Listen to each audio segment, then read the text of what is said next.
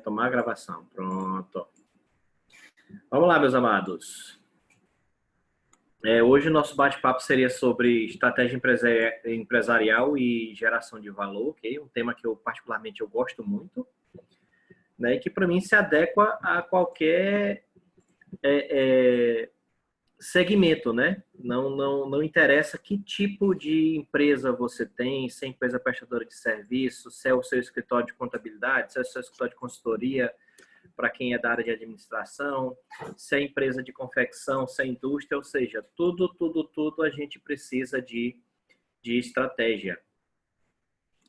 E estratégia hoje precisa para praticamente tudo. Hoje o Brasil tá do jeito que está em relação a essa pandemia, né? Por falta de estratégia, por falta de uma articulação, né? Então, assim, aí depois isso aqui a gente vai no mini currículo nosso, mas no caso de estratégia, né? Literalmente é você tentar antecipar fatos, né? E você procurar se posicionar em um mercado ou um nicho de negócio, de modo que você pode tentar ter a melhor posição competitiva, né? Para você ter os melhores resultados possíveis, dado o segmento onde sua empresa ela atua, ela compete, né? Então aqui tem alguns significados do que é estratégia. E assim, a gente começa fazendo aí uma pergunta para vocês. A competição, ela é boa ou é ruim? O que a competição, a concorrência, ela faz com o mercado? Coloca aí no chat aí o que é que vocês acham. A competição, ela é boa ou ela é ruim? Porque só às vezes quando a gente está em treinamento, né? O pessoal sempre comenta, o mercado tem muita concorrência, é muito competitivo, eu procuro vaga e não acho. Então, quando você está procurando vaga para alguma coisa, ou você está procurando uma ideia para colocar o seu negócio, então você está entrando numa competição. Se não tivesse concorrência, um exemplo, eu quero colocar uma loja, um quiosque de açaí no shopping, né, para vender açaí. Então, aí você já fica pensando, pô, mas será se é uma boa? Mas por que você pensa que, poxa, será se é uma boa? Porque provavelmente no próprio shopping onde você está pensando de abrir esse quiosque, lá já tem, né? Lá já tem. É uma boa, Arius? Eu gosto muito de açaí. Eu dou valor. Aliás, dava, hoje eu não tô mais comendo, mas açaí, quando eu comia era gostoso. Mas eu misturava com um bocado de gororoba lá. Não comia mesmo açaí puro, não, mas eu ia mais para comer amendoim, essas coisas. Mas assim, aí você já pensa que se essa ideia é boa ou é ruim. Então, por quê? Porque já existe alguma coisa parecida lá que pode ser que faça o seu negócio ser ruim, né? Faça a sua ideia parecer ruim. Então, leva você a pensar antes de abrir. Mas no cômputo geral, se a gente for analisar, via de regra, a concorrência, literalmente, ela é uma coisa boa. A competição, no médio e longo prazo, ela se torna uma coisa boa. Por isso que, às vezes, aqui no Brasil, nós temos alguns serviços que não são bons, mas se você parar e analisar, no nosso mercado brasileiro, a gente é um mercado de oligopólios, a gente é um mercado de não concorrência. Quando a gente pensa no Brasil, a gente pensa em juros altos, né? E por que tem juro alto? Porque a concorrência bancária é pouca. Hoje, se você for contar, no Brasil tem o quê? 4, 5 bancos grandes, né? Bancos de varejo. Banco do Brasil, Caixa Econômica, Bradesco, Santander e Itaú. Acabou. Não tem mais outros. Então, eles ficam dividindo o mercado entre 4, 5 players competindo por um mercado gigantesco, né? O Brasil são 100 e poucos milhões de habitantes e não sei quantos milhões de pessoas economicamente ativos que existe um sistema de bancarização. Então, aqui no nosso segmento existe pouca concorrência. A gente tem... Por que gasolina aqui é caro? Porque só tem uma empresa que extrai, que é a Petrobras. Ela tem um monopólio disso. Então, não tem outra... O combustível da Shell, o combustível da Texaco, o combustível da Ipiranga, tudo vem da Petrobras. Ou seja, a Petrobras ela tira o petróleo, faz a gasolina e repassa para as outras pessoas. Repassa para as outras empresas. Então, muita coisa aqui a gente tem uma concorrência pequena. Eu lembro que nos anos 2000, quando eu passei no vestibular, só para a gente encerrar essa parte aqui da concorrência, né, da competição, quando eu entrei no vestibular, eu lembro que naquela época eu ganhei um celular de presente, né, com a linha telefônica. Então eu tinha que comprar o celular, ainda tinha que pagar para me ter uma linha telefônica. Tinha que pagar para ter direito a ter uma linha telefônica. E eu lembro que naquela época, 1 minuto de celular era um e pouco. Então eu comprava R$ 5 de crédito num cartãozinho que tinha que raspar e digitar um códigozinho no celular. Era muito caro naquela época, muito caro. Então o preço ele veio caindo no transcorrer do tempo por conta da concorrência, que naquela época, quando o celular surgiu, você só tinha uma operadora. Aí depois, no Brasil inteiro, teve 2 operadoras, que era a TIM e uma tal de BCP, que depois virou Claro. Então, à medida que a concorrência foi aumentando, que aí depois entrou Oi, entrou Claro, entrou Vivo, e aí vai, é que o preço médio e a qualidade do serviço até que melhoraram muito depois disso. Então, no geral, a concorrência é uma coisa boa, porque ela ajuda as empresas a verem o que é que pode estar acontecendo de errado com elas. Então, se não existisse concorrência, as empresas iriam funcionar ao seu bel prazer e nunca iriam parar e pensar, poxa, onde é que eu posso melhorar? Onde é que eu estou pecando? Então, a concorrência e a competição, ela faz as empresas enxergarem o que é que pode estar tendo de errado. Se não tivesse competição, ou se não tivesse concorrência, essas pessoas não existiriam. Então, não existiria um Cristiano Ronaldo se não tivesse um Messi. Não existiria um Rafael Nadal se não existisse um Roger Federer. Não ia existir um Ayrton Senna se não tivesse existido um Alain Prost. Então, essas pessoas aqui, no geral, né, elas só existem porque tiveram outra pessoa para ser o oposto, né, para competir entre si. Então, a competição, no geral, ela força os seres, as entidades, a evoluir de um modo mais rápido, porque cada um quer ganhar. Então, nesse de que cada um quer ganhar, que leva as coisas a melhorarem. Um vai melhorar a qualidade do serviço, outro vai melhorar a qualidade de entrega, outro vai tentar precificar de um jeito diferente, outro vai tentar desenvolver um serviço novo, e assim as empresas, elas evoluem. E aí a gente chega no que a gente chama de estratégia, né? Esse aqui, para quem não conhece, quem é da área de contabilidade, pode ser que nunca nem tenha ouvido falar, mas esse aqui é o professor Mintzberg. Ele tem esse livro aqui, que é o Safari da Estratégia, que é um livro seminal de estratégia, muito bom, diga-se de passagem, vale muito a pena as pessoas lerem esse livro.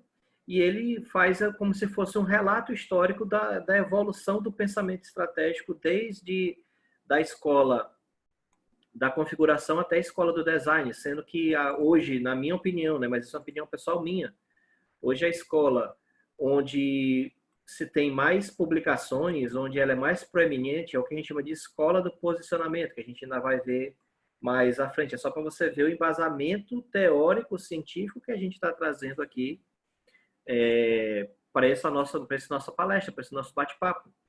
E aí, quando a gente fala em escola, não vou perder ocupar o nosso tempo falando de cada uma delas. Isso aí você pode depois adquirir o livro. Ele é muito finozinho, ele é muito simples, didático de ler, então você pode adquirir. E também tem muita coisa disponível também no YouTube, em blogs e em sites técnicos da área. Então, quando a gente fala estratégia de posicionamento, que essa daqui já foi desenvolvida literalmente pelo Michael Porter, então ele começa já a falar da questão de estratégia competitiva, ou seja, estratégia para você posicionar o seu negócio, ou a sua empresa, ou o seu produto, ou seu serviço, de modo que você vai tornar a concorrência irrelevante. Existem algumas empresas que conseguem, de certo modo, transformar, ter um posicionamento de mercado tão privilegiado que a concorrência para ela é irrelevante. Então, ela fica sendo como se fosse a dona do mercado. Então, isso aconteceu durante muitos anos com a Honda, no que tange a moto 125 cilindradas. Acontece ainda hoje com os produtos da Apple, que tem um posicionamento de mercado muito diferenciado, que causa, vamos dizer assim, desejo nas pessoas de comprarem um iPhone, de comprarem um iPad, de comprarem um MacBook. E por isso o preço delas é 3, 4 vezes o preço do concorrente. Então, na escola do posicionamento, você pega esses dados e tenta analisar e transformar a sua empresa em um segmento diferenciado para você competir de um modo diferente, né? Para você conseguir chegar a ter um nível de exclusividade, um nível de serviço diferente das outras. Então, isso aí aconteceu durante muito tempo, até, por exemplo, com as companhias aéreas. Então, você tem a Azul hoje no Brasil, que ela se posiciona no mercado para cobrar mais baixo, né? Que é o chamado low cost, né? Que são empresas que ela tenta se diferenciar das outras pelo preço. A Gol tem um outro tipo de serviço, ou tinha. A Azul, não, Azul não, já foi. A TAM, que depois virou Latam, que depois foi piorar e tal. Então, as empresas, elas tentam se diferenciar umas das outras, né? Então, hoje a palavra que mais as empresas vão atrás é de diferenciação. Eu procurar ser diferente. O que é que leva uma empresa a contratar o serviço do contador A ao invés do contador B? O que é que leva as empresas a contratarem um serviço de consultoria da empresa A e não um serviço de consultoria da empresa B? Então, são essas as perguntas que as empresas hoje elas têm que responder. Por que eu vou no restaurante A ao invés do restaurante B? Por que eu compro o carro da marca A e eu não compro o carro da marca B? Então, são essas as perguntas que as empresas e os negócios eles têm que ir atrás de responder. E é nisso que é o nosso foco aqui, é tentar pegar, vamos dizer assim, essas ideias que a gente está jogando aqui, a gente vai ir atrás de aplicar e quem sabe até fazermos aqui um mini estudo de caso com alguma coisa que você aí queira que a gente simule aqui. Então, quando a gente fala de diferenciação, né? Quando a gente fala de ser diferente, de tentar tornar a concorrência irrelevante, tentar competir num segmento, num nicho de mercado único, não tem como vir à cabeça da gente uma grande empresa que é o Circo de Solé, né? Esse aqui foi um dos grandes divisores de água que teve no mundo do circo, né? E hoje é conhecido mundialmente, é um case empresarial fantástico, que ele teve toda uma percepção para ser diferente, então hoje ele não trabalha com os mesmos espetáculos, hoje a cada ano ele faz um espetáculo diferente, ele se posicionou num segmento de mercado, então o Circo de Solé é hoje a Apple do circo, né? Então quem quer depois se aprofundar no caso do Circo de Solé, a gente aconselha depois ir atrás desse livro aqui,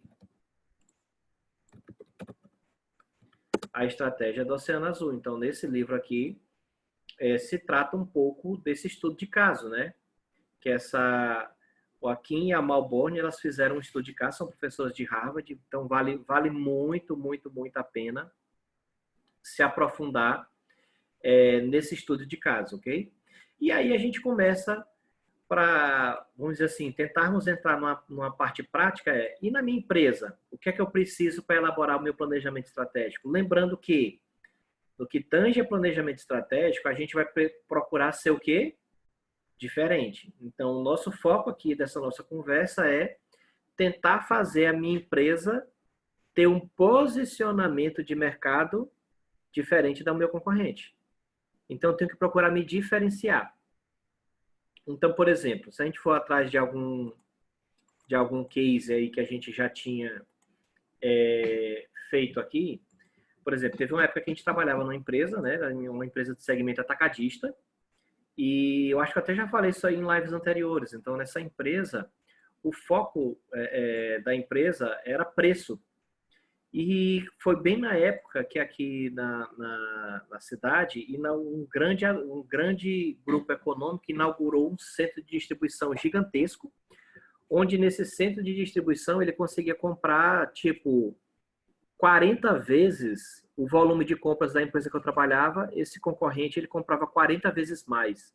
Então, ou seja, ele era 40 vezes maior do que eu. E como ele comprava 40 vezes mais, o preço dele era infinitamente menor do que o meu, porque ele conseguia ter um poder de negociação com o fornecedor que era uma coisa absurda. Então, nunca eu conseguia vender no mesmo preço dele.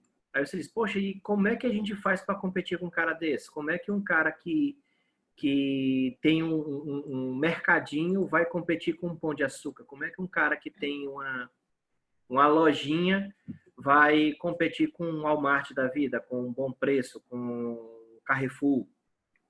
E aí é a pergunta de $1 milhão que a gente tem que ir atrás de responder. No caso desse nosso cliente que a gente trabalhava, o que foi que a gente percebeu?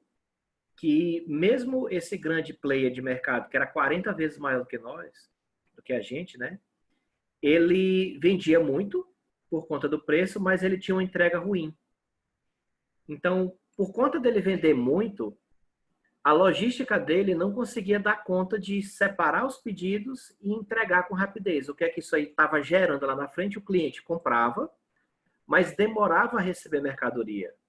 E como ele demorava a receber mercadoria, ele perdia a venda, porque o cliente ia na loja dele, aquela compra que ele precisava ainda não tinha chegado, e o cliente ia no concorrente. Então, o que foi que ele começou a ver? Rapaz, então compensa eu pagar um pouco mais caro se me entregarem a mercadoria mais rápida. Então, foi aí que a gente deu um estalo. Rapaz, a gente tem que investir em logística. Se o cara pedir com a gente de manhã, a gente tem que entregar a mercadoria à tarde. Se o cara fizer um pedido com a gente à tarde, a gente tem que entregar a mercadoria no mais tardar na manhã do dia seguinte. E assim a gente o fez. Então, qual era o nosso diferencial? Qual foi o nosso ponto que a gente encontrou para ainda continuar competindo hoje no mercado? Foi a diferenciação. Através de quê? De um atributo chamado entrega. Então, a entrega que a gente tinha, ela tinha que ser o quê? Perfeita, porque o cliente ia pagar mais caro. Mas o que é que eu dava de valor para ele, para incentivar ele a pagar um pouco mais caro? O que é que eu dava de valor? Era ter aquele produto no ponto, e se ele fizesse um pedido de manhã, à tarde já estava na empresa dele. Às vezes também o que acontece aqui, um exemplo. Se a gente for atrás desse livro aqui, ó, geralmente livros são coisas tabeladas. Então, se eu for numa livraria local, provavelmente o preço desse livro vai ser de R$ 59,90. Se eu for numa livraria aqui na minha cidade. Só que o que acontece? A internet está vendendo o mesmo livro por R$ 39,90. O que é que vai fazer eu comprar esse livro?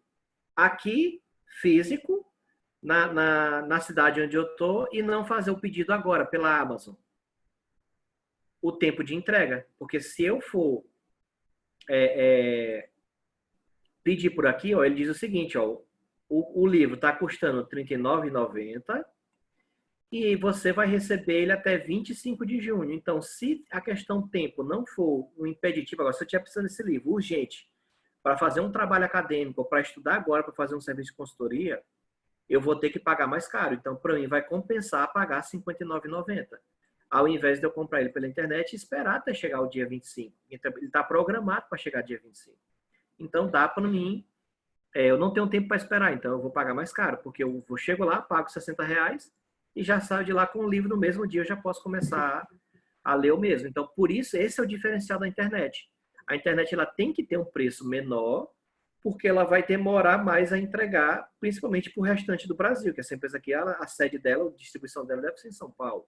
Então, para entregar para o Norte, Nordeste, Sul, Centro-Oeste, ela vai ter um delay, ela vai ter um tempo de entrega. Então, o negócio dela é vender o quê? Preço.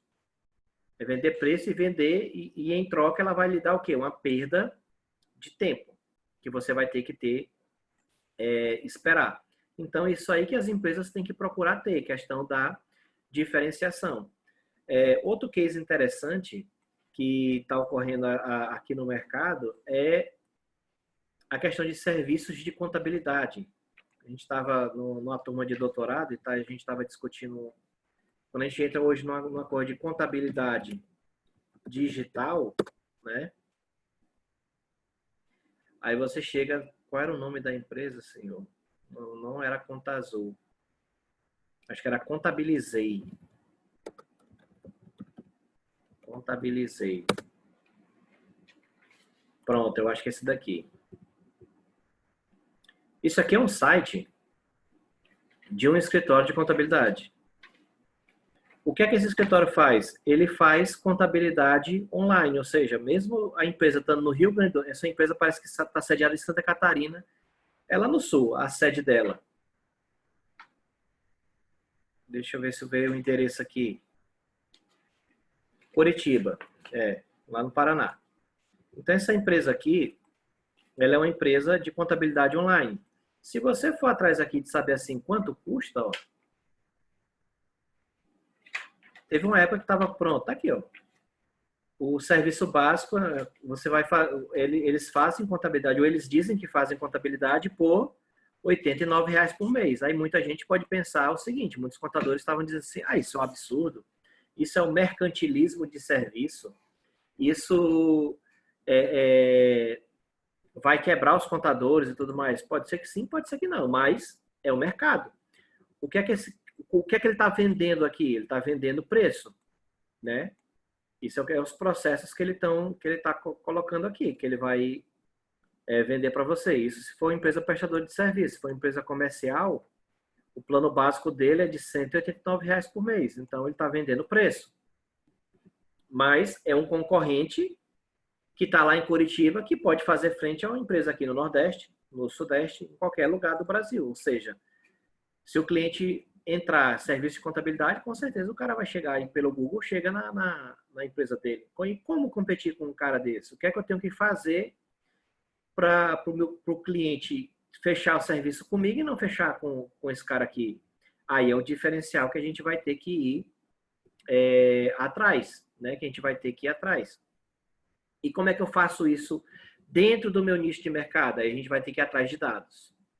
A gente vai ter que fazer algumas perguntas e vamos ter que responder algumas perguntas, né? Tipo, um exemplo.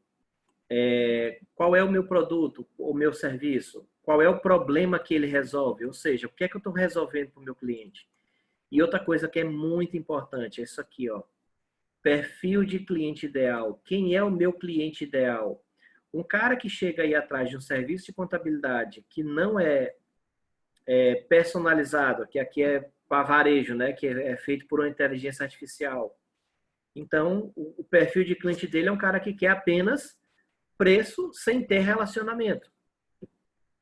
Então, essa questão do perfil de cliente ideal, ela é um pressuposto fundamental na hora que a gente vai abrir um negócio, na hora que a gente vai atrás. Por exemplo, quem daqui, coloca aí no chat, na hora que eu fizer uma pergunta. Quem daqui, que está aqui dos presentes, acha caro uma BMW? Coloca aí eu. Se acharem caro, né? Uma BMW. Ou uma Mercedes, ou uma Ferrari. Rosileta acha caro. Quem mais? Só ela, o resto todo mundo dá para comprar de boa? Eu não tenho dinheiro para comprar, mas caro não é não. Olha aí. Gostei da resposta. Então, o que é que acontece? Um produto ou um serviço, cara, é uma coisa relativa. Ok?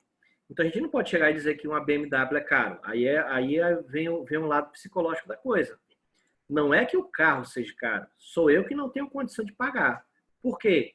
Porque eu não tenho o perfil de cliente que é o que se encaixa num produto desse. É a mesma coisa de eu querer ir para um resort de luxo lá nas Ilhas Maldivas, que custa, sei lá, R$ 20 mil a diária.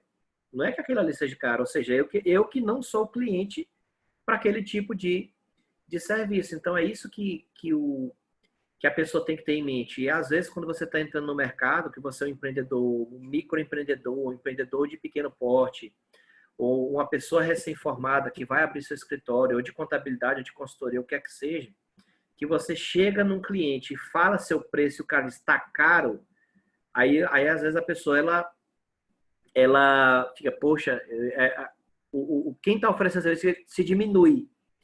Então, não é para você se diminuir, você vai dizer assim, pô, beleza, obrigado aí por tudo, mas a última coisa que você tem que fazer é mexer no seu preço. Por quê? O que é que acontece quando você chega e vai dizer qual é o preço do seu serviço e o seu propenso cliente diz que está caro? É porque você comunicou para o cliente errado. Então, a sua mensagem, a sua propaganda, por assim dizer, ela está chegando num perfil de cliente que ele não está percebendo o valor do seu produto ou do seu serviço. Então, quando você tem um produto e você anuncia ele para uma audiência, e você anuncia ele errado, para as pessoas erradas, você vai receber muito não e você vai receber muitas respostas do tipo, não, o produto é caro ou o produto não tá muito acima do preço de mercado. Então, pessoas que falam isso, é porque você está chegando no cliente errado. E aí, das duas, uma.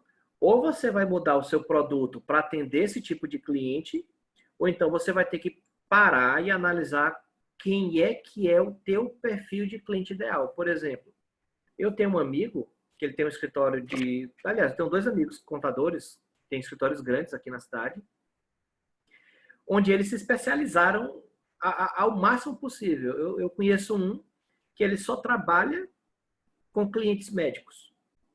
E eu conheço outro que só trabalha com posto de gasolina. Então, eles se especializaram ao máximo, mas quando eles chegam para negociar com o cliente, tipo assim, esse meu amigo que trabalha só com médicos, os clientes que procuram ele já são clientes indicados de outros médicos, que já chegam lá para ele e não perguntam mais nem o preço. Porque isso, o próprio cliente, o outro médico que é amigo dele que indicou ele para esse escritório, já falou da qualidade do serviço, já deve ter falado do preço. Então o cara já chega lá só para saber o seguinte, rapaz, tá aqui o telefone do meu contador antigo, pega com ele que agora eu quero que você faça tudo para mim. A mesma coisa acontece com esse outro amigo nosso que tem um escritório e ele só trabalha exclusivo apenas com posto de gasolina. Então aí você tem que mapear quem é o perfil de cliente, quem é o nicho de mercado que você quer trabalhar, quem é o nicho de mercado que você quer ir atrás. E onde é que esse cliente está? Como é que você vai chegar para se comunicar com ele? E como você faz o seu produto chegar até ele? E aí a gente tem algumas ferramentas que a gente quer passar isso para vocês nesse exato momento. Então, baseado nessas perguntas, a gente tem uma rede que é uma fonte de pesquisa interessante, que é o Google Trends. Então, é só você vir aqui no Google, ok? E aqui você vai digitar Google Trends. O que é o Google Trends? Ele é uma tendência de pesquisa que o Google faz. Então, todas as vezes que a gente digita algum termo de pesquisa no Google, ele vai guardando essa informação e ele vai, vamos dizer assim, tabulando isso para a gente, libera essas informações para a gente ter insights de pesquisa. Um exemplo. Eu posso querer saber como é que está aqui o termo de busca da pesquisa contabilidade. Contabilidade, está aqui, ó. Então, ele vai me mostrar como é que está a questão de pesquisa de termos de contabilidade ao longo do tempo. Ó. Então, ele me mostra picos, né? Que geralmente em agosto eu tenho mais pessoas pesquisando por contabilidade, que aqui é março e agosto. Então, ele me mostra aqui uma tendência dos últimos 12 meses, mas eu posso voltar dos últimos 5 anos. Então, ele verifica e vai fazer um gráfico para mim de como é que está essa questão de pesquisa sobre o termo contabilidade no Google. Então, ele denota para mim que onde teve mais pesquisas sobre contabilidade foi em junho de 2015 e que isso veio caindo no transcorrer do tempo até agora. E ele ainda me mostra como é que está essas pesquisas em termos de regiões, né? Em termos de regiões, onde tem mais relevância esse termo de pesquisa no Mato Grosso. Então, no Mato Grosso tinha uma quantidade considerável de pessoas pesquisando sobre essa questão de termo contabilidade, por assim dizer. E aí a gente pode voltar de novo aqui para o último ano, últimos 12 meses. E eu posso querer, vamos dizer que eu sou um estudante recém-formado e estou na dúvida de botar um escritório de contabilidade ou um de consultoria ou colocar um que tem os dois juntos. Então, eu vou colocar aqui consultoria. E aí ele me mostra aqui como é que são os gráficos, né? Então, esse que está de azul é a pesquisa pelo termo contabilidade e aqui é a pesquisa pelo termo consultoria. Então, você vê que eles têm praticamente o mesmo formato, né? Então, geralmente, quem está pesquisando contabilidade denota que também está pesquisando consultoria. Sempre que eu tenho uma baixa no número de pesquisas sobre contabilidade, eu tenho também uma baixa sobre pesquisas no termo consultoria. E o Google ele vai refinando um pouco essa pesquisa. Então, ele me diz o seguinte, o estado que mais está procurando por contabilidade é Roraima. E o estado que está mais... Por que contabilidade? E o estado que está mais procurando por consultoria, olha aí, é o Piauí. Então, a pergunta sobre consultoria, o termo que está mais sendo pesquisado aqui, né, sobre consultoria, dentro do Piauí, é esse aqui, ó, MSM Consultoria GV. Então, pode ser prefeituras, alguma coisa, indo atrás de consultoria para ver alguma coisa técnica referente a coronavírus, né? Em termos de contabilidade, aqui que está sendo pesquisado, o que é que está sendo mais pesquisado? SPED Contábil 2020. É o que está mais sendo pesquisado e está sendo pesquisado muita coisa no Mato Grosso, né? Então, você tem vários termos de pesquisa que você pode pesquisar aqui e ir atrás de fazer comparações ou para o seu cliente, né? Até para você prestar um tipo de serviço diferenciado para ele, principalmente na fase pré-operacional, quando ele está pensando ainda em abrir o negócio dele. Eu não sei se... Mas teve uma pessoa que até colocou de vestuário, né?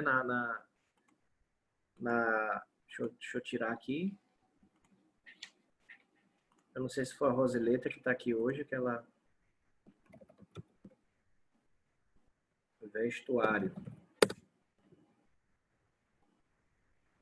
Então, tá aqui as pesquisas, ó. Então, tem muita Santa Catarina e muito Piauí. Então, já é um indício que as pessoas estão procurando muita questão de roupa, né? E o Piauí, ele tá bem cotado, tá bem posicionado. Então, é uma coisa para você depois verificar com a assessoria de marketing, uma consultoria de marketing digital, para você fazer anúncios para quando a pessoa ir atrás, pesquisar isso. Um exemplo, é uma peça de vestuário, mas também é uma massa. Então, isso aqui são os termos que as pessoas estão pesquisando. Ó. Excesso de massa em tijolo, vestuário ou vestiário. Então, as pessoas estão procurando esses termos. E se vocês notarem um exemplo, ó, toda vez que a gente coloca um termo de pesquisa aqui no Google, por exemplo, contabilidade. Aqui tem um negócio bem em cima, eu não consigo enxergar. Contabilidade. Eu não quero um nome digital. Eu quero apenas um nome contabilidade. Você vê que ele mostra alguns escritórios de contabilidade aqui em cima, que estão mais próximos da minha residência. E também, geralmente, ele coloca... Só que ninguém está pagando. O que é bom, que ele não coloca aqui o nome patrocinado, como a gente coloca bem aqui um exemplo. Curso de contabilidade. Botei errado. Curso de contabilidade. Pronto, ele bota aqui o nomezinho aqui, ó, anúncio. Anúncio. Anúncio. Anúncio. Então, onde tem anúncios aqui, as pessoas estão pagando para aparecer aqui. Então, quando você coloca aqui só o nome contabilidade, não aparece nenhum nome anúncio aqui, ó. Então, significa dizer que na região não tem ninguém pagando para o nome do seu escritório de contabilidade aparecer na primeira linha do Google, né? Que geralmente é onde você tem os cliques. Mas quando você vai atrás de cursos de contabilidade, já tem aqui, ó. Então, toda vez que alguém clicar aqui em cima, o Google vai cobrar dele 1 centavo, tanto X centavos. Então, uma das maneiras de você ter informações para fazer a estratégia do seu negócio e começar a tentar se diferenciar no seu mercado é você ir atrás de pesquisas no Google Trends. Então, o Google Trends ele lhe mostra quais são as tendências de pesquisa que você pode ir, que as pessoas estão indo atrás de pesquisa. Por exemplo, treinamento. Quando você vai aqui atrás de treinamento, eu quero comparar treinamento com cursos. Então, você vê que cursos, ele tem uma gama, uma quantidade de pesquisas bem superior a treinamento, né? Então, se eu fosse atrás de patrocinar, se eu fosse atrás de uma palavra-chave para colocar num site para mim de educação, eu iria atrás da palavra, comprar a palavra curso para ir atrás. Então, aqui você tem elásticos, extensores, você tem aqui os termos que as pessoas estão, como é que eu digo? Indo atrás de cursos gratuitos Senai, portalmec.gov.br cursos. Então, aqui você tem os termos que as pessoas estão indo mais atrás de fazer pesquisas.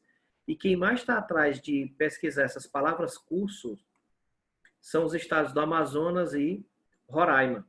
Então, o pessoal aqui está indo atrás de qualificação. Já é um indício de que esse mercado aqui pode aquecer nos próximos meses ou nos próximos dias nessa região. Aqui você vê que o índice de interesse de pesquisa é de 69. Quanto mais próximo de 100, melhor.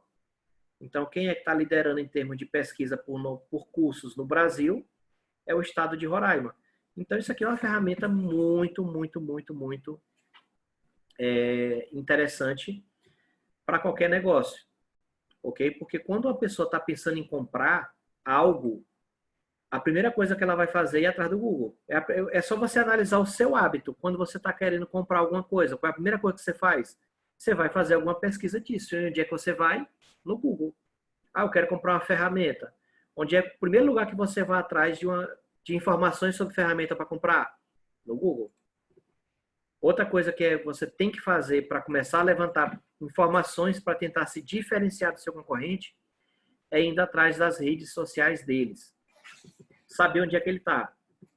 Se ele está no YouTube, se ele está no Instagram, se ele está no Facebook, se ele está no LinkedIn, né? Nessas Snapchat, você nem se não existe isso aí. Nessas redes sociais aí, TikTok, esses troços aí. Então, você tem que ir atrás de informações sobre seus concorrentes e seguir eles nas redes sociais para saber o que é que eles estão postando. Ir atrás também de fóruns, comentários de livro e analisar concorrente. Esse daqui que a gente vai fazer uma planilhazinha que a gente vai dar de presente para vocês agora. Por exemplo, aqui a gente montou essa matriz aqui de análise de redes sociais para a gente fazer o seguinte, vamos dizer assim o seguinte, qual é o meu produto ou meu serviço? Vamos dizer que eu quero fazer serviços de contabilidade. Serviços de contabilidade. Ok? Vamos ver aqui, fazer aqui uma enquete com vocês. Michael, quando a gente fala em serviço de contabilidade, tu lembra de tiver na tua cabeça algum escritório de contabilidade? Algum nome aí? Ou Fernanda, o Rosileta, o Arilson, o Conceição, o Oséias, Franciele. Me veio agora o Contabilizei aí, professor, que o professor Joelson já tinha comentado já com a gente já a respeito. Contabilizei. É um player. Quem mais? Contas exatas. Oi? Contas exatas. Contas exatas. É o nome do escritório, né? Pronto, então a gente tem aqui 2 e aqui a gente vai ter o nosso escritório.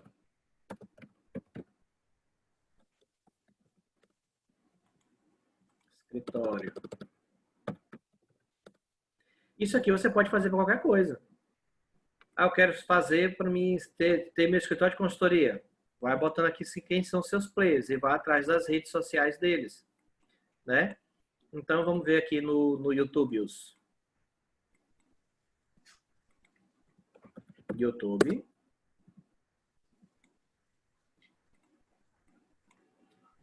Vamos aqui atrás do Contabilizei.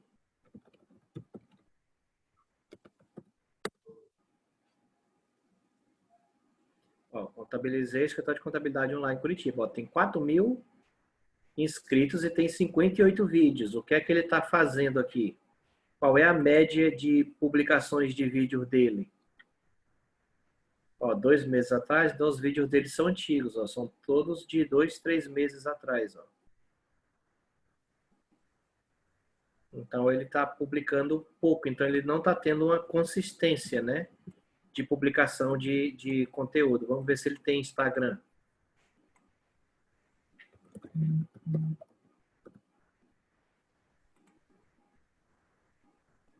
Então, ele tem 27 mil seguidores.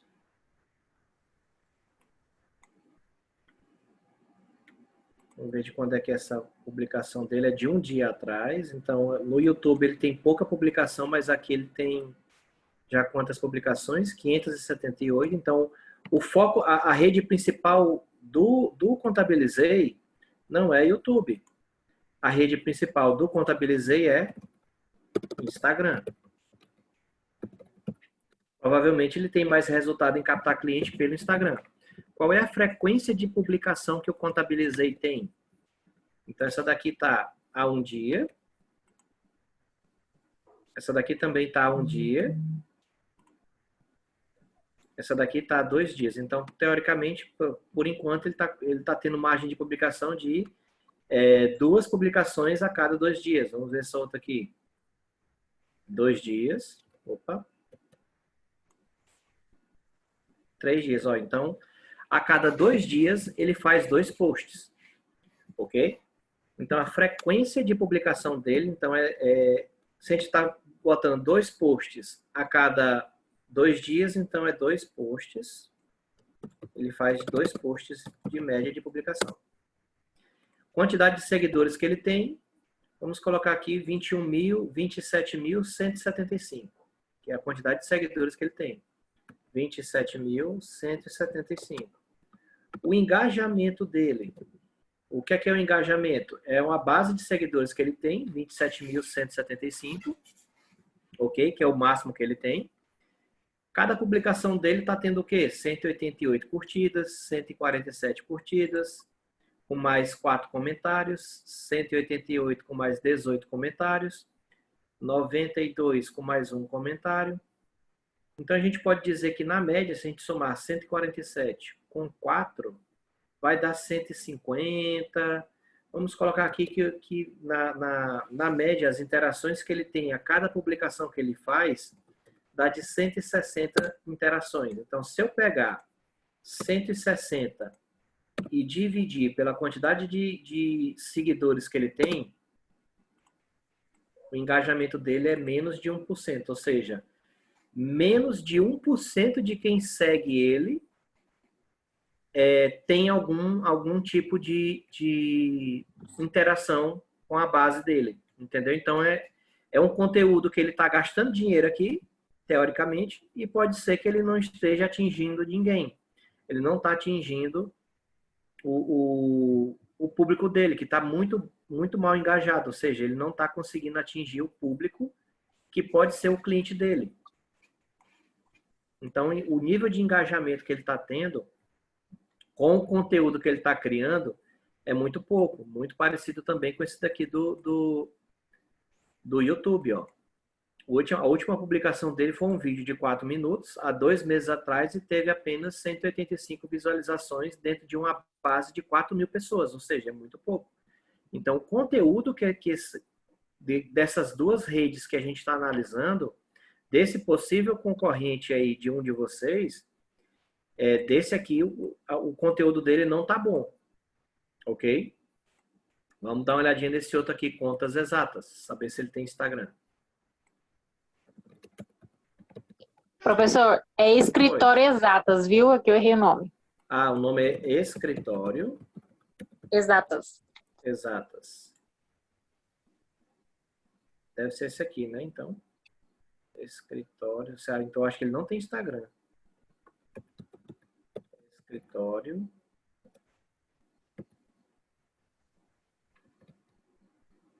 Exatas.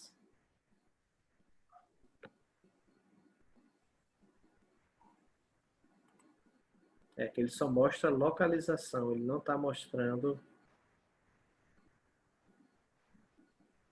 Esse aqui é a logomarca dele? Tu sabe de cabeça? No Instagram tá complicado de achar, mas vamos ver aqui no YouTube aqui. Escritório Exatas.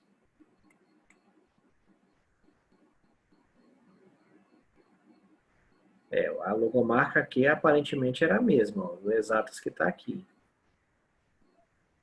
Exatas Contabilidade. Não sei se é isso. Mas assim, o principal é entender a lógica, que essa planilha bem que a gente vai colocar para vocês. Mas assim, a lógica dela é o seguinte.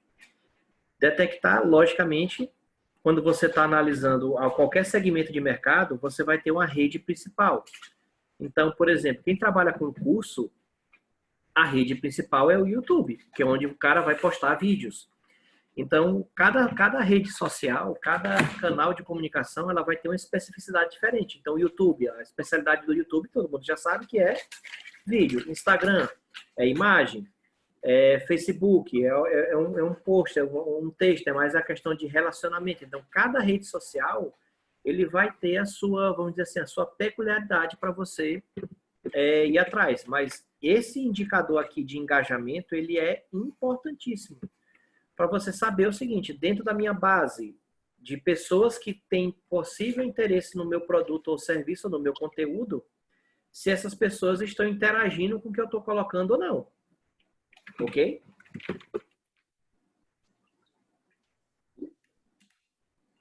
Depois que você faz esse mapeamento aqui, você vai atrás do cliente desse seu concorrente e diz qual a segmentação dele. Se é cliente classe A, cliente classe B e cliente classe C. Teoricamente, se você está colocando eles aqui na sua matriz de concorrência, né, eles têm que ter a mesma segmentação sua. Então, por exemplo, a BMW, ela não é concorrente da Fiat. Ou seja, apesar das duas venderem carros, a segmentação de cliente de uma e de outra é totalmente o quê? Diferente.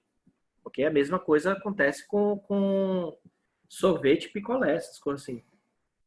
Por exemplo, São Paulo outra gelato e grano, ou essas sorvete mais de gelato, né? Quem vende gelato não vai concorrer com Que Bom, não vai concorrer com Nestlé. São produtos diferentes, são público-alvos totalmente diferentes. Mas o principal daqui, vamos dizer assim, dessa nossa planilha que a gente vai dar de brinde aqui para vocês, é a questão da matriz de valor. A matriz de valor, a gente pegou ela, e foi uma adaptação que a gente fez desse livro aqui, que a gente até tinha mostrado para vocês, que é da estratégia do Oceano Azul, né? Então, aqui você vai fazer o seguinte, ó. Você pode zerar aqui, ó. Aqui vai estar o nosso escritório.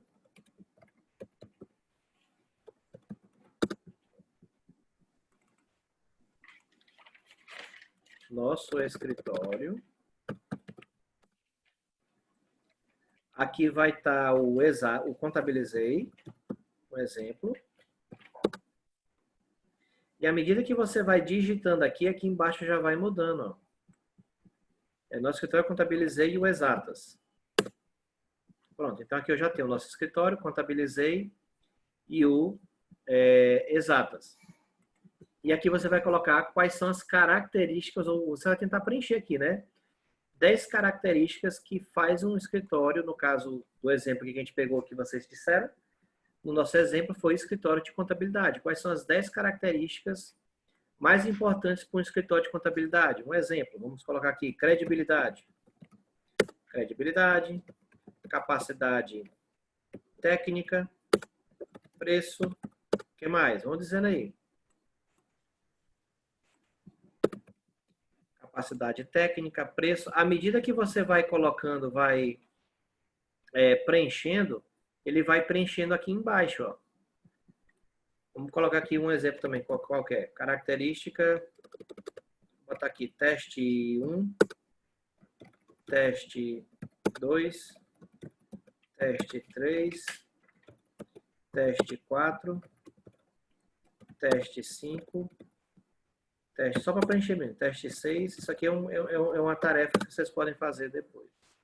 Você está vendo que ele vai colocando aqui, em cada coisinha que está aqui embaixo, em cada coluninha, ele está colocando a característica que você está colocando aqui. Ok? E aí você vai colocar o seguinte, em termos de credibilidade, como é que o meu escritório ele está frente ao Contabilizei e o Exatas? Em termos de credibilidade, você bota notas de 1 a 10, né? Sendo que 1 é pior e 10 é melhor. Então, hoje no mercado, meu escritório tem mais credibilidade do que eu Contabilizei do que o Exatas. Então, você bota o seu aqui com 10. Ok? Na hora que você preencher o seu aqui com 10, aí você, em termos de credibilidade, não, o Contabilizei ele não tem muita credibilidade. Então, vou botar uma nota 6 para ele e vou colocar no Exatas também, que é um escritório, vamos dizer que ele faça serviço presencial que nem eu, mas ele tem uma credibilidade pior. Aqui ele tem nota 7. Então, você vai dar a sua percepção. Em termos de capacidade técnica, minha equipe não é tão qualificada quanto a do Contabilizei, que trabalha com software de inteligência artificial, trabalham com várias... Então, aqui eu tenho uma nota 7, o Contabilizei aqui ele tem nota 10. E o Exatas ele tem nota 5. À medida que você vai preenchendo aqui suas notas, tanto a que você acredita que você tem, quanto a que o seu concorrente tem, ele vai criando aqui um gráfico. Ó. Ele vai criando aqui o do nosso escritório, tá de azul, e o do Contabilizei tá de laranja, e o do Exatas tá aqui de cinza. Não estou enxergando direito essa cor. À medida que você vai colocando notas, um exemplo, 5, 6, 8, 10, 3, 2, 1, 10, ele vai montando aqui o gráfico das minhas características de sucesso, o que eu acho que esse segmento meu, o que é que atrai meu cliente, né? E eu vou colocar aqui o do Contabilizei. Eu vou botar aqui 8 para tudo aqui. E o desse outro aqui eu vou colocar em 5. Então aí você nota como é que tá as minhas características. Vamos colocar bem aqui credibilidade, vou botar uns nomes aqui. Confiança, atendimento, localização, deixa eu ver, BPO financeiro,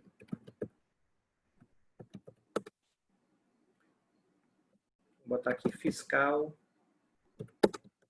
pessoal, e bote aí uma outra palavra aí só para marketing. Então, aqui eu consigo comparar como é que eu estou em relação ao meu concorrente. Tipo, em termos de capacidade técnica, como é que eu estou? Meu escritório está aqui, meu concorrente próximo está aqui e o meu concorrente virtual está aqui. Então, eu tenho como analisar como é que a minha empresa está, ou como é que meu produto ou meu serviço ele está em relação ao meu concorrente próximo ou até o meu concorrente digital.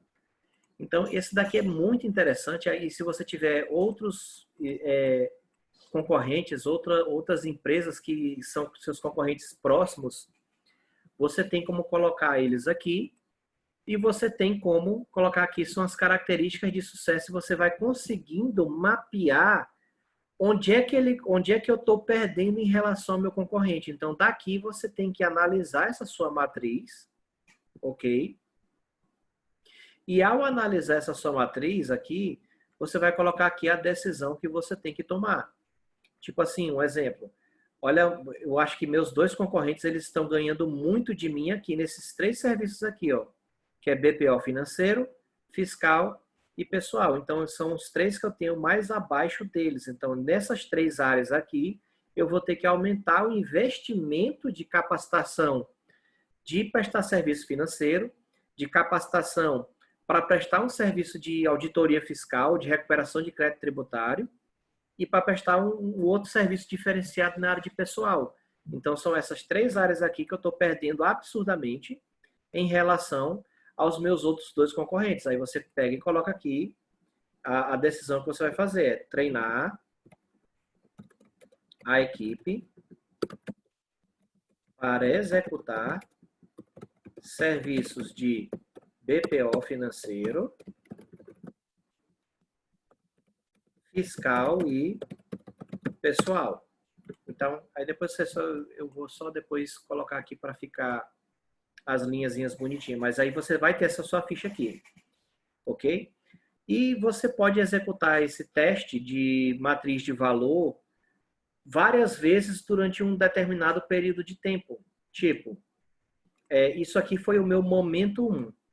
Eu vou só copiar as notas que eu fiz da minha autoavaliação e vou colocar aqui, ó. Vou pegar aqui as minhas características de sucesso que eu coloquei. Então, as mesmas notas que eu coloquei aqui, as mesmas características que eu coloquei aqui, quando eu estou me comparando com meus concorrentes, aqui é onde eu vou tratar da minha evolução. Nessa outra planilha. Aqui são as mesmas características e aqui são as minhas notas. Então, aqui foi a minha primeira vez que eu fiz minha avaliação. Então, eu estou com essas notas. Vamos dizer que eu fiz depois uma outra planilha com outra avaliação depois que eu fiz o treinamento de BPO fiscal. Então, vamos dizer que isso aqui foi em maio de 2020. Vamos dizer que agora em junho de 2020, eu continue tendo a credibilidade de 10, capacidade técnica aqui agora aumentou, que eu já treinei meu pessoal aqui para BPO financeiro, então a nota já está em 6, fiscal já está em 5 e pessoal já está em 7. Então aqui você já vai tendo uma análise momento a momento. Então em maio eu estava aqui, ó. Tempo de maio, tá pintado de azul. Tempo de junho já está aqui. Então, em maio, tá aqui minhas notas que eu tinha em BPO financeiro, fiscal e pessoal. Isso aqui agora já está aumentando. Já saiu daqui e em junho veio para cá depois que eu fiz o treinamento com a minha equipe. Então, aqui você consegue saber como é que está a evolução do seu negócio, do seu produto ou do seu serviço no transcorrer do tempo. Gente, isso aqui para fazer, aplicar é uma ferramentazinha simples, né? Que apenas qual foi o X da questão aqui. A gente pegou uma página de um livro que a gente adaptou e fizemos essa planilhazinha de Excel. Então, assim, é a mesma coisa que está dentro do livro, só que colocada aqui numa planilha de Excel e que você pode manipular essa planilha do jeito que você quiser. A gente vai disponibilizar essa planilha aqui para vocês. Se você for atrás de matriz de valor, o que a gente pegou no livro, basicamente foi isso aqui que a gente transformou nisso aí para vocês. Se a gente colocar aqui, matriz de valor, Oceano Azul, por exemplo. Tá aqui, ó. Só que às vezes as pessoas pegam um livro, que isso aqui basicamente é o que tem no livro, ó. Que ele faz a análise do Circo de Solé, onde é que ele ganha e onde é que ele perde. Então, isso aqui é ouro para você entregar e prestar um serviço diferenciado para uma empresa. Isso aqui, se um escritório de contabilidade, se um escritório de consultoria chega e aplica essa ferramenta com o cliente, como é que geralmente a gente aplica isso nas nossas consultorias? A gente faz uma pesquisa com nossos clientes. Um exemplo, um exemplo, a gente faz prestar serviço para uma faculdade, um exemplo, para o curso de gestão.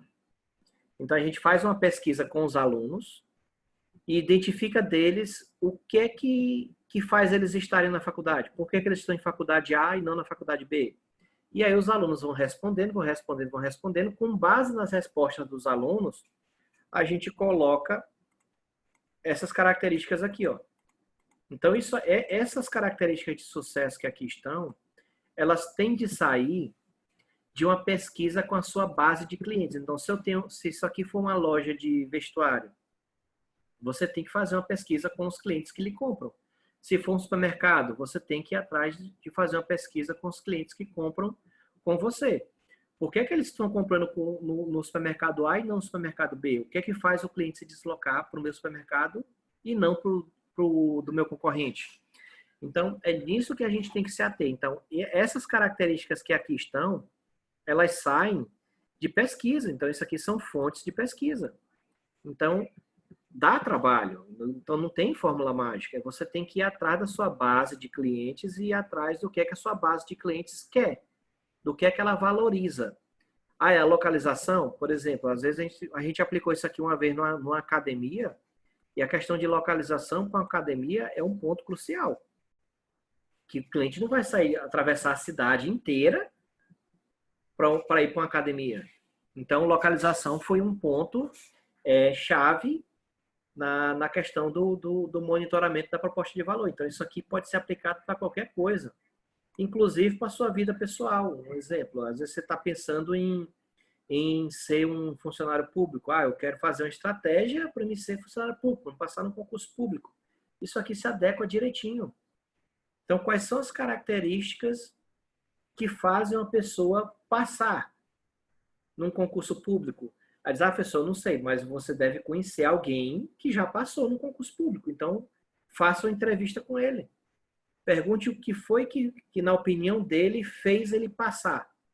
Ou então, se você não consegue encontrar ninguém, um exemplo, eu quero ser auditor fiscal da Receita Federal. Se você não conhecer nenhum auditor, tente ir lá, marque quando acabar a pandemia, lógico, né? Quando acabar a pandemia, marque uma visita e fale com os auditores que lá estão. Se eles não quiserem falar com você, procure um fórum. Aqui, ó. Procure um fórum desses especializados em concurso. Lá você pode fazer uma pergunta. Com certeza alguém que já passou vai estar lá. E aí você vai tabulando esses dados e coloca aqui quais são as características que, na opinião dele, ele acha que fizeram ele passar no concurso público dele. Ah, foi disciplina. Então, isso aqui pode ser aplicado até para a vida pessoal. Foi disciplina, o que mais? Vamos dizer aqui, foi horas de estudo, quantidade de horas de estudo. Vamos colocar aqui investimento em cursos. Meditação. E aí vai colocando. E aí aqui você vai colocando o quanto você se dedica nessas disciplinas que foram colocadas. Disciplina, não, eu vou botar aqui eu e aqui um concorrente hipotético. Então você vai colocar só você mesmo, né?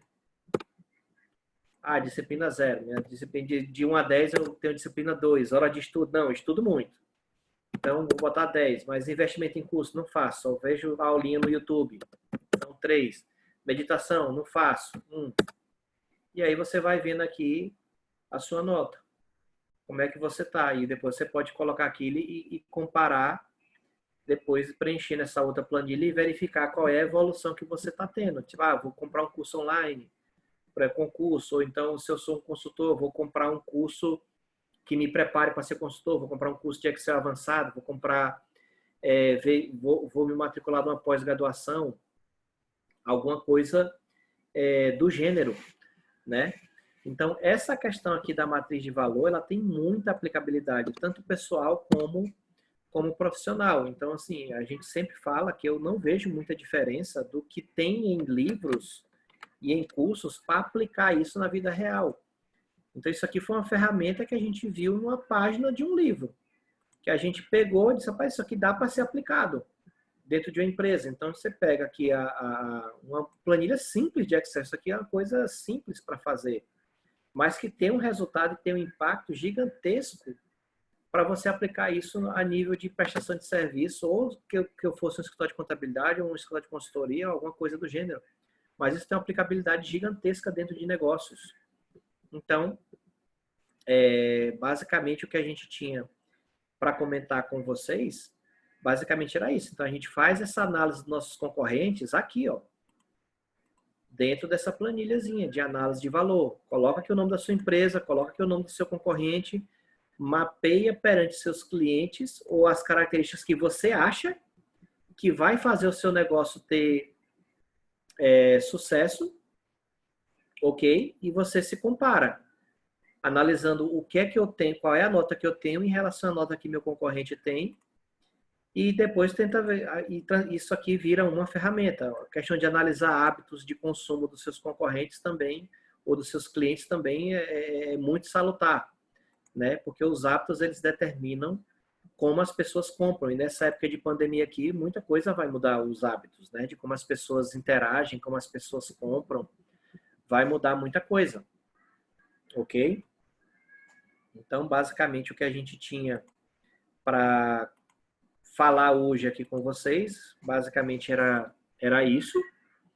Ok? A gente vai disponibilizar essa planilha aqui no link que vai estar embaixo aqui do material, né, da descrição do vídeo. A gente vai postar esse vídeo no nosso canal do YouTube depois, caso você queira rever.